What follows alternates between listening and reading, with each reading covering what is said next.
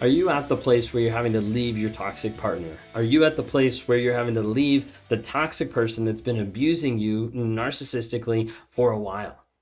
You want to make sure that you're doing that safely, that you're doing it and having a checklist of different things to be able to think through before you make that jump. Now, hear me, I'm not saying don't make that jump, and I'm not saying don't do that. I'm not trying to hold you into any type of toxic relationship. But what I am trying to say is let's make sure we do it the best and effectively and the safest way possible. If you guys haven't had a chance to be able to watch the first part of this video about leaving a toxic partner, check out the video that came out earlier this morning. I want you to be able to look at that. It's kind of like part one.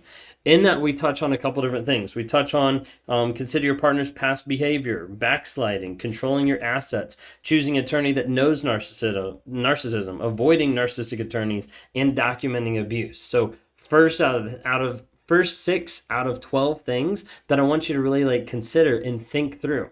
In this section, we're going to be diving in and talking through 6 more. So this is what we were looking through, The Narcissist in Your Life by Julie Hall. It's a very great book. It's a good one to be able to give you just practical tips and tools of, hey, this is what it looks like. This is what you're going through. So I wanted to dive in real quick. Number 7, it says, don't let guilt dictate your decisions. Especially if your partner uses passive-aggressive forms of manipulation, he or she may attempt to use guilt to get you to agree to unreasonable terms. When you guys are dividing your assets and determining child custody, your partner may try to guilt you into accepting inequitable arrangements or giving away what is rightfully yours. A lot of times you get into a relationship, you start to break up from a narcissist, and it gets really, really, really messy. That's because when it comes down to it, they don't care about you. They don't care about the relationship. Oftentimes they care about either their image or they care about money. And typically money to support their image, okay? And so what you have is when you get down to the place of where you're dividing up stuff, where you're separating all these different types of stuff, where you're separating and agreeing for different child custody, that they will do anything and everything, including guilt tripping you to make you feel bad so that they get more, so that they do this. Now, there's times where I coach people like, hey, in this particular situation, take what you can because you just want to get out. Okay. In other situations, you can be like, hey, no, that's mine. This is yours. This is what I'm fighting for. And that is totally fine too. You have to be able to adjust and look at the situation to see what is the best result that I can get out of this. What is the best result for kids if they're involved? What is the best result to resolve this quickly and not have it drag out for years and years and years, because narcissists, unfortunately, are known to drag those out. So biggest thing here, though, is don't let guilt dictate those decisions. Don't let what they're saying put you down so that you end up doing something that's going against your gut, that's going against what you know is right. So please be careful of that. Number 8, have a place to go. Even if you plan to keep your home, you should be prepared to leave if the narcissist refuses to go or gets violent. Have a place you can go with your children, animals, and important belongings, including family heirlooms and other items. Don't underestimate what the narcissist is capable of. In extreme cases, narcissists seize assets, destroy property, and take or even harm kids and pets. Okay? So it's just thinking through. We're building an exit strategy. We're building a plan of what's going to happen. You might be in a relationship with a narcissist and you guys own the same home or you're in the same apartment. And at that point, it's going to be the best idea for you to pack up really quick when they're at work or whenever and get out. Okay? Go stay with friends, go stay with family, whatever you need to do to be able to get out of that relationship. I've had people be like, I don't have anybody. Okay, well, make friends. Start to interact with people.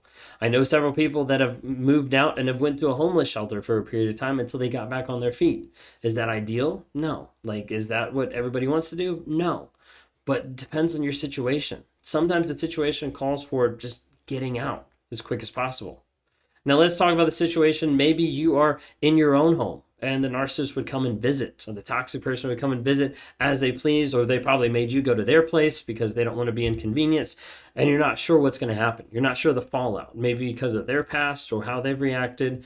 A lot of times I've talked to people saying hey, serve papers or communicate that you're done, block everything, and then for that next week or two, move out. Like, be out of that area and see what happens. See if stuff gets vandalized. See if they show up. Put a ring camera. Put several cameras up to be able to see, is this person all of a sudden popping back up? And if so, now I know what kind of level I'm dealing with. But make sure you have a plan. Get a plan of a place to go. Number 9, limit your partner's access. Limit your partner's access to you, perhaps to your kids and pets. That may mean changing the locks, blocking calls, texts, adjusting social media, privacy settings, and the like. If the narcissist is threatening you, stalking, or entering the home or car without permission, it may be necessary to take out a restraining order, install an alarm system, inform your children's school about the custody arrangement, and/or relocate. So be really careful. As you're starting this process, you're going to have to get to the place typically where you limit everything, where there's not a way for them to contact, interact, see you at all. Sometimes people can start limiting that a little bit along the way. Let's say you're in a different house, changing the locks, changing out credit cards, like whatever it might be. And you can figure out what's the best route and what's the best course of action to make sure that you do that in a safe way. But it is possible. So take a look at that. Number 10, have a support team.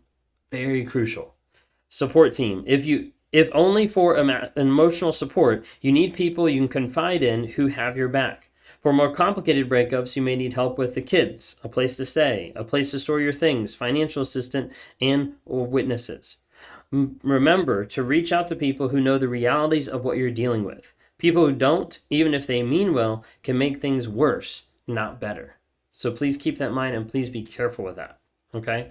What you want to have is you want to have an emotional support team. You want to have people in your life that are going to help build you up. They're going to help you continue on to the next level, because that's what is so important in this moment. It's going to get worse. It's going to get harder. It's going to get messy. And you're going to need to have those people around you who can help support you, who can help lift you up. If you have those people in your life that they're just like, what's the problem? Just leave. You don't need those people in your life. Find new friends, find new family, find other people that can help you move out of that situation and be there to help support. If you guys haven't had a chance, download the NARC app. NARC, Narcissistic Abuse Recovery Community. It's a community at the time of this recording with over 3,700 people that have logged into it, and there's a lot of people on there that are like-minded. They've gone through the shit. They've gone through the narcissist stuff. They've gone through the abuse. They're on there to try to be able to give advice, try to be able to help you, but also the app has places where you can learn about narcissistic abuse. You can learn about how to set boundaries. You can learn about healthy dating after that toxic person, multiple things like that. So check that out, because that's a community that we're trying to form as well to be able to help you as you transition and be a support as you get out of that relationship. Number 11, minimize conflict. Even if you taste bile at the thought of your partner, try to rise above and reduce conflict with him or her as much as possible. Since the narcissistic personality is reactive, unreasonable, and prone to rage, provoking him or her will only escalate harm to yourself. I'm not saying roll over. I'm not saying take abuse by any means. So please make sure you hear that loud and clear. If you're in an abusive relationship and the person's being violent, physically abusive, everything, like, get out. Like, take care of yourself. Remember, this list is talking about, hey, as you're getting to the place, as you're building your exit strategy, as you're moving your assets, as you're trying to figure out where you're going to go, all these different types of things, do it quickly, but do it smart. So let's make sure you're being careful of that. Sometimes the smartest way as you're doing it is to not set off flags to the narcissist of like, hey, I'm getting ready to walk away. Sometimes that'll increase the abuse. Sometimes that'll make them worse. Sometimes they'll lash out even more. So please be careful of that. And sometimes when people get to the place where they can minimize that conflict, where they can say, hey, like, it's okay. Like I don't like what they're saying to me. I don't like what's happening, but I'm going to limit what I'm saying back. I'm going to limit how I react to what they're doing, because I have a plan and I'm going to get out. That's what you have to think of. You have to think of that long-term thing of, what am I going to be doing in the next month? What am I going to be doing in the next week to be able to get out of this relationship? Okay. All right. Number 12 says, think before you act. Resist the impulse to react or jump to decisions. It may be tempting to give up things like belongings, assets, or even custody rights so you can end the unpleasantness now. But you and your kids will have to live with those choices perhaps for the rest of your lives. Instead, give yourself time to think things through and consider the long-term picture, and consult with people you trust before taking any important steps in the separation and divorce process. Okay? So think through these because it's very crucial. It's very crucial for you to learn and work on setting up a plan and making sure that you can get out. Okay? Gives a small illustration here. I'll read it real quick. The pit bull lawyer, it says. When Sally decided to leave her 35-year marriage, she hired a lawyer who had a reputation of being a pit bull. I needed someone to stand up to my rich husband and his lawyers, and I thought this guy would fight for me. Not wanting to rock the boat and believing it was the price she had to pay for getting an aggressive lawyer, Sally ignored warning signs about him, such as not taking her calls, raising his fees when he learned she had personal savings. I realized too late that yet another narcissist had walked into my life. I used all my savings to pay him and ended up with nothing in the divorce. Please be careful. As you're getting out of these relationships, please be careful that you're being wise about it, that you're thinking carefully, that you're making a plan. If you haven't had a chance, watch the video before, but there's 12 things to think through, plan, and purposely gear yourself towards so that you can get that freedom. Hope that helps.